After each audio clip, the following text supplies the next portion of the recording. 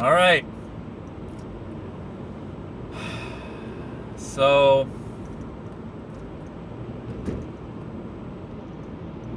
I guess there's nothing in particular I feel strongly led to talk about today, but I feel led to talk about something.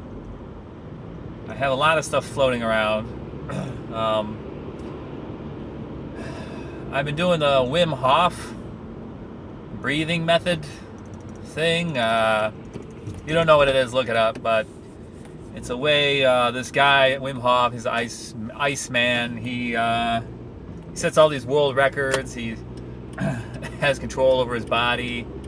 He's like swam underwater, under the ice, in the polar ice caps for like 150 meters. All these world records related to cold, half marathons, and a pair of shorts and boots above the Arctic Circle, climbing a Mount Kilimanjaro. I think he climbed with only in shorts and boots. So, anyways, he's got this breathing method. Part of it ties in with the fasting stuff I've been doing. Gets technical. I'm starting to think that I'm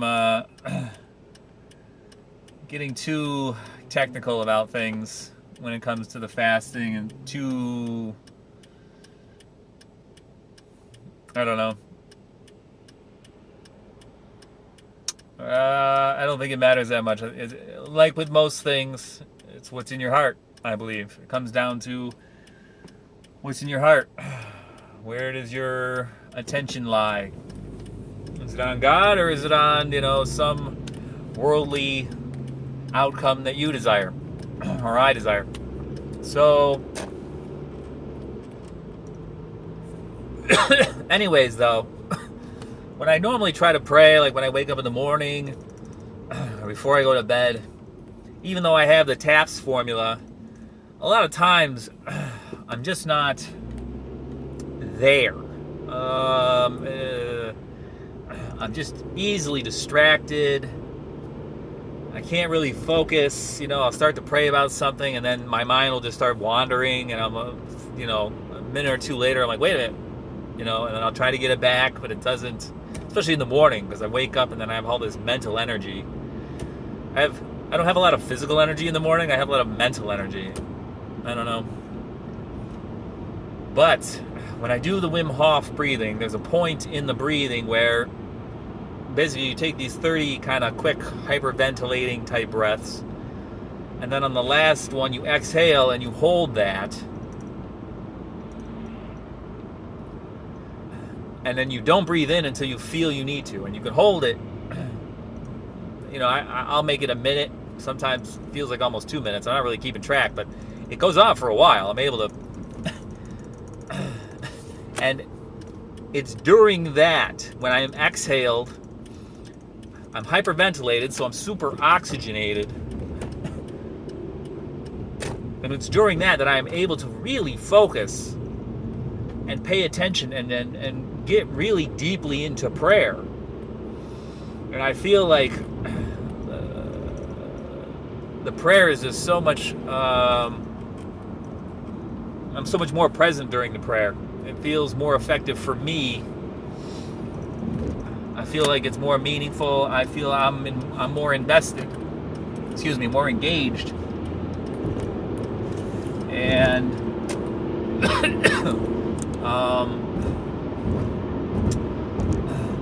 I get more insights that way.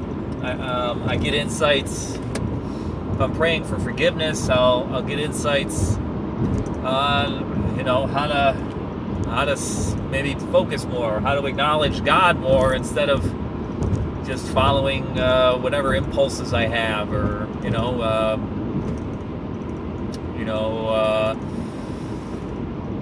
whatever weakness I'm having a hard time overcoming, whether it's food, or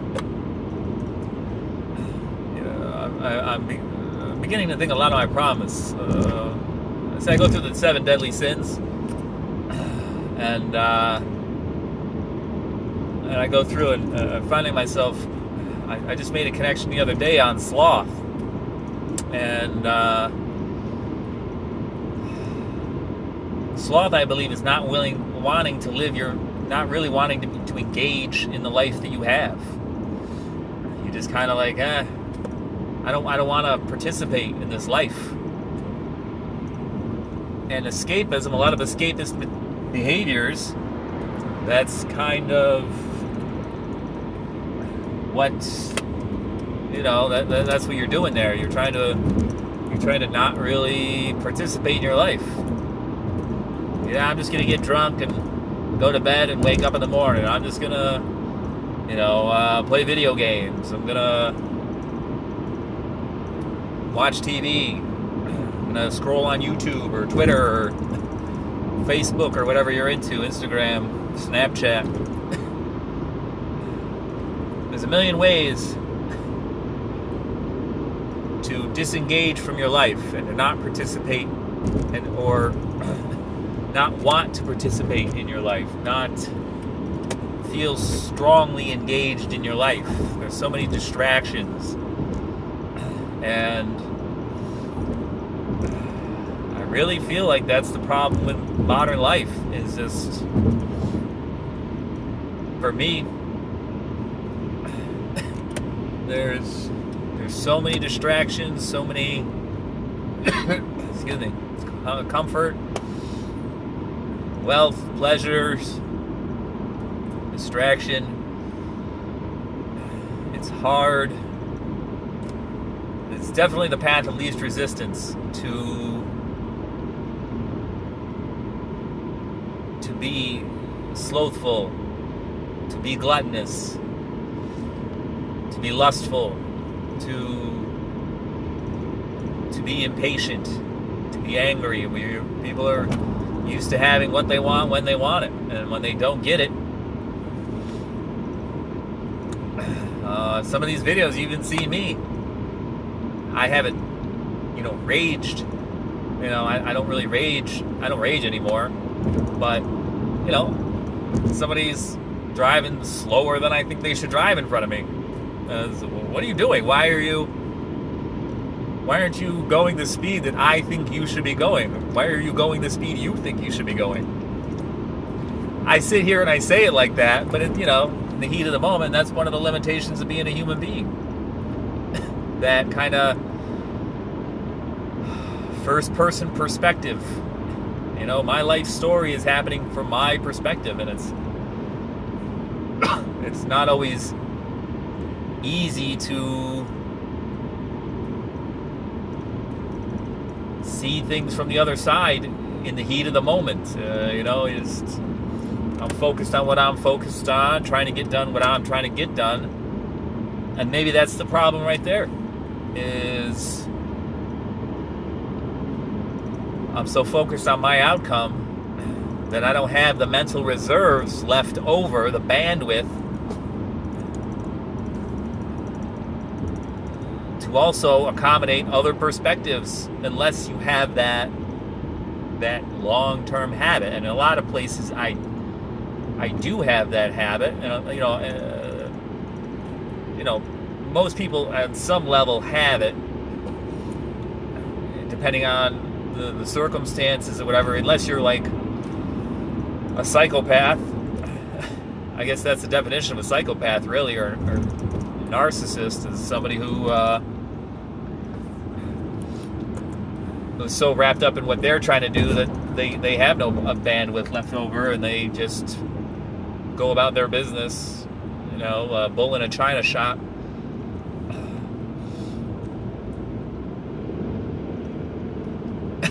I don't know.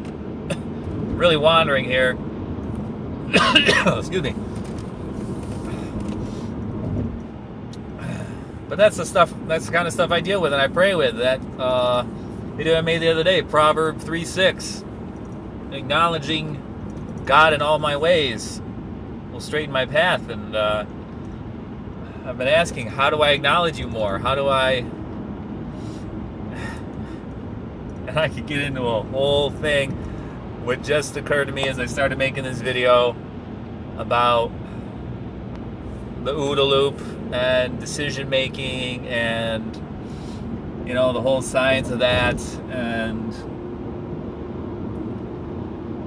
just what will you carry with you? Carry, is it carry the early 119, Proverb 119, I think it is, or is it Proverbs 3? I don't know, like 1 or 2. Carry it on your heart. Write it on your heart. So then apparently the Pharisees used to carry their, and it actually written around their, on something, you know, on their chest, like a necklace. I don't know what good that is. That's like a talisman. That's like that's a pagan thing. But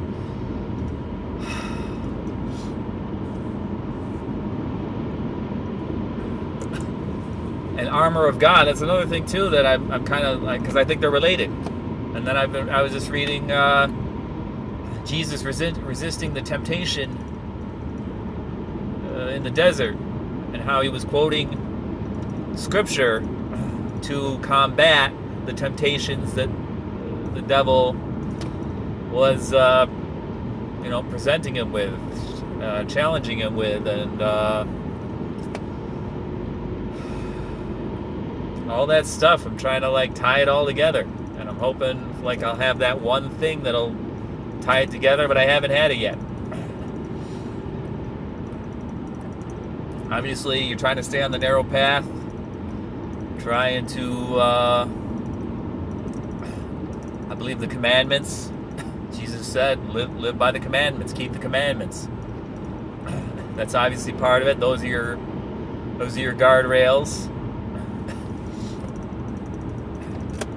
Staying humble, acknowledging God, submitting to his authority, his superiority, as a child should submit to their father. You know, their father's guidance, their father's wisdom. It's all, I feel like I haven't had that synthesis yet, that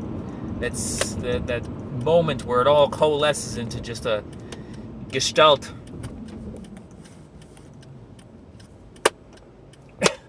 We'll see. I'm excited about it, because this is that like I'm seeing it for the first time, that kind of period before it's come together. I've kind of wandered here. Spent the first 39 years of my life almost accumulating all these concepts I'm just spitting out right now. And now they're all coming together, helping me on my journey, and hopefully helping whoever's watching these videos. I don't know. I'm not good at... I know I should be tagging these videos. I've tagged some, but I haven't put tags on others, and I'm not kind of putting them on Instagram.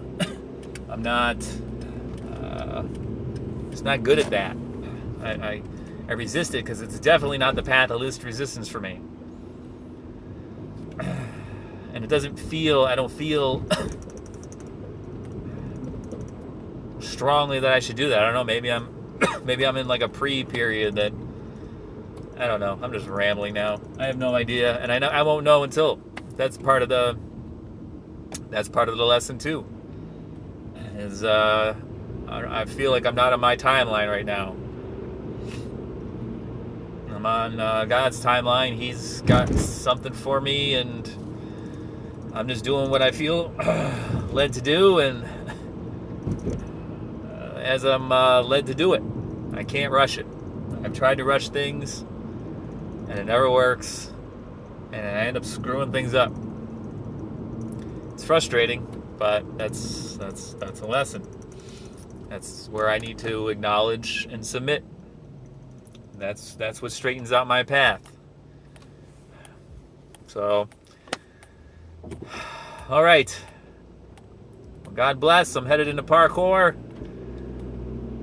Hopefully this finds you. Peace.